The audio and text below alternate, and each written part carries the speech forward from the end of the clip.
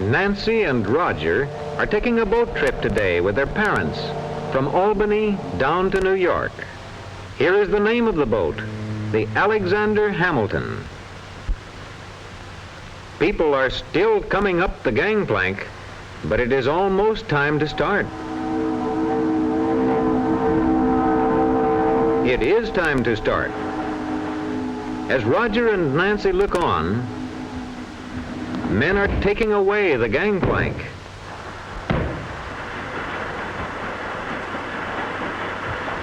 Next, they see this man loosening a large rope which held the boat fast to the pier.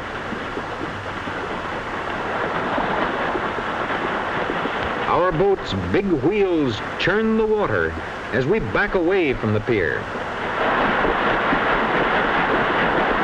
We back slowly out into the river, and our boat ride has started down the mighty Hudson.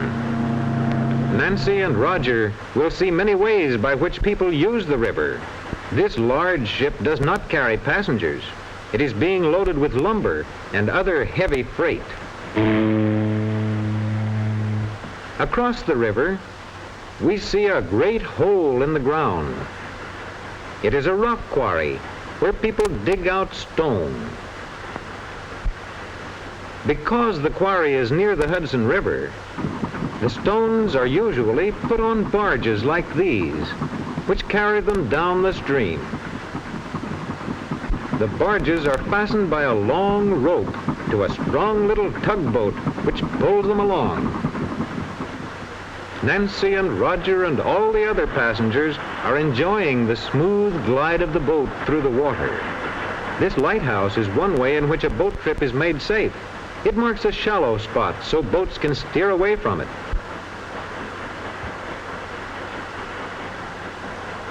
And here is another way that boat trips are made safe. Our boat is carrying many small boats on it, a whole row of lifeboats on each side. The lifeboats are broad and solid. They have oars for rowing and airtight tanks to keep them from sinking. Each of them will hold 20 people. Here's another boat just like the one on which Roger and Nancy are riding. It too has many people on it, but they are going up the river for their boat trip. This boat is the Hendrick Hudson, named after the man who discovered the river.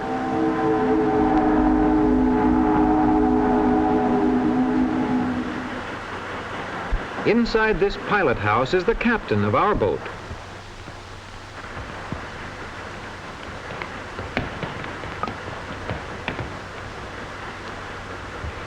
Oh, look, there's the captain. Let's go see what he's doing.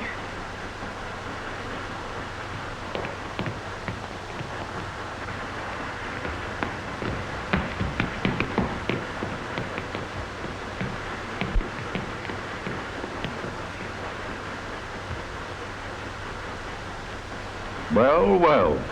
How do you do? Come right in. That's the steering wheel, isn't it?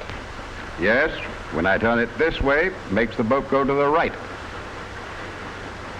And this way, turns the boat to the left. What's this? That's to signal to the engineer. The engineer? Where is he? Down below in the engine room. Thanks, Captain. Goodbye. Bye. Bye.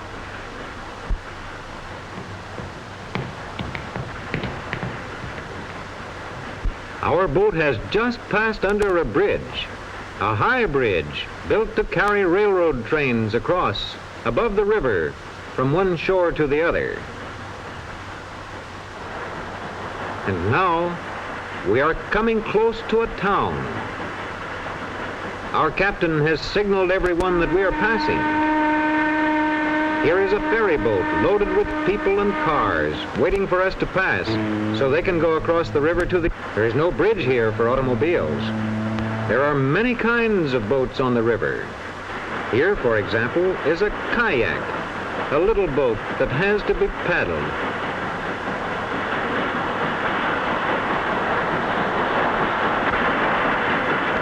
This man is having an easier time. He has rigged up a sail for his canoe.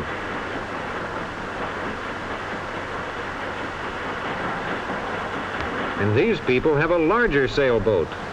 When the wind is blowing, they can take it easy and let the breeze blow them along. By now, Roger and Nancy are wondering what makes our boat go.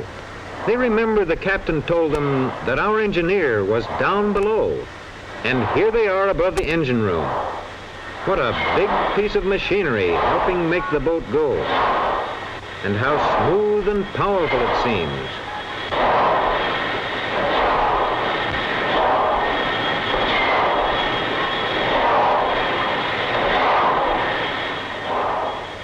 The engineer can stop the boat or go ahead by pulling back on these levers.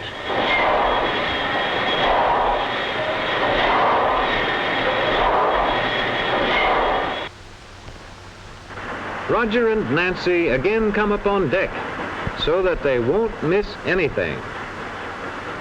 And just in time, our boat is passing the Palisades, famous rocky cliffs along the Hudson near New York City.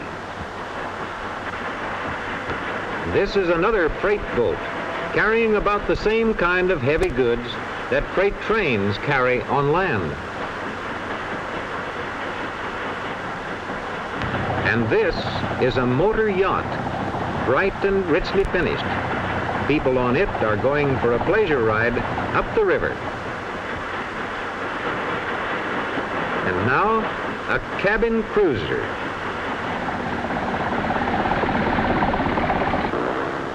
These people seem to be in a hurry. Far above these small boats and our large boat, Roger and Nancy now see the broad span of the George Washington Bridge. We are passing far beneath it, so we cannot see the many cars and buses hurrying to and fro across the bridge. And here, below the Washington Bridge, is a fireboat practicing. We see how far it can throw a stream of water. A fireboat is very useful for fighting fire on ships in the harbor or fires on the piers at the water's edge. The Hudson River has many boats here. This barge is quite low in the water. That's because it is filled with gasoline. It has no engine, but a chugging little tug is pushing it. Roger and Nancy must have seen something unusual. It is unusual nowadays when most boats are run by engines. This is a sailing boat, but its sails are all put away and its masts are bare while it is anchored in the river. Here is a ferry boat, much like the one we saw far back up the river. This one too is loaded with cars and people, coming from New Jersey to New York. This is a police patrol boat.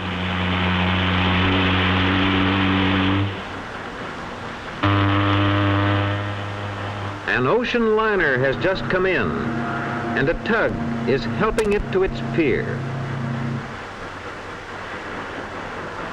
Over here is a big freight boat, already tied up at its pier. It has had a long ocean trip from Cuba, and the men are unloading bags of sugar from it.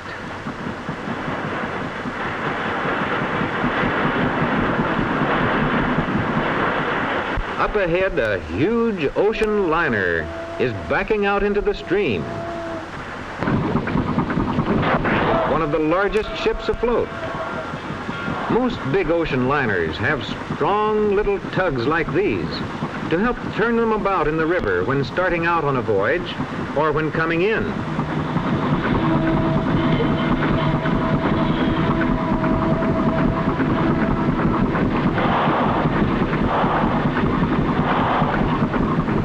Our journey from Albany to New York is over, but for the people on this big liner, their journey across the broad Atlantic Ocean has just begun.